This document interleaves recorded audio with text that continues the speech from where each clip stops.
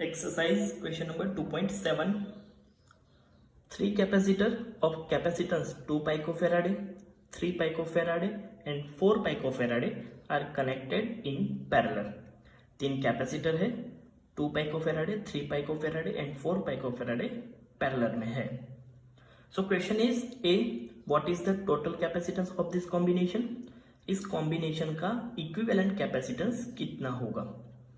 Parallel connection के लिए equivalent capacitance का इक्वेशन है C equal to C1 plus C2 plus C3. C1 equal to 2 picofarad, C2 equal to 3 picofarad and C3 equal to 4 picofarad. Value रखेंगे तो equivalent capacitance मिलेगा C equal to 9 picofarad. Second question है B, determine the charge on each capacitor if the combination is connected to a 100 volt supply.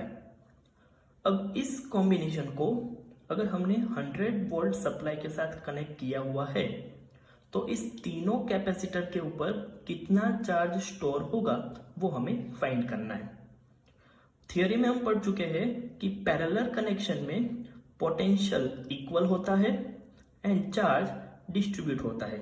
मतलब कि इस तीनों capacitor के across में पोटेंशियल तो 100 वोल्ट होगा लेकिन चार्ज अलग अलग डिस्ट्रीब्यूट होंगे.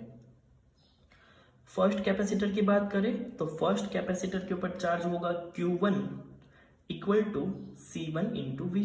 इक्वेशन कहां से आया? C equal to Q divide by V के ऊपर से. सो C1 एंड V की वैल्यू रखेंगे तो फर्स्ट कैपेसिटर के ऊपर चार्ज मिल रहा है 2 इंटू 10⁻⁻10 कूलम. सेम तरीके से second capacitor and third capacitor के ऊपर चार्ज होगा Q2 equal to C2 into V, Q3 equal to C3 into V. Value रखेंगे तो तीनों कैपेसिटर के ऊपर हमें चार्ज मिल जाएगा.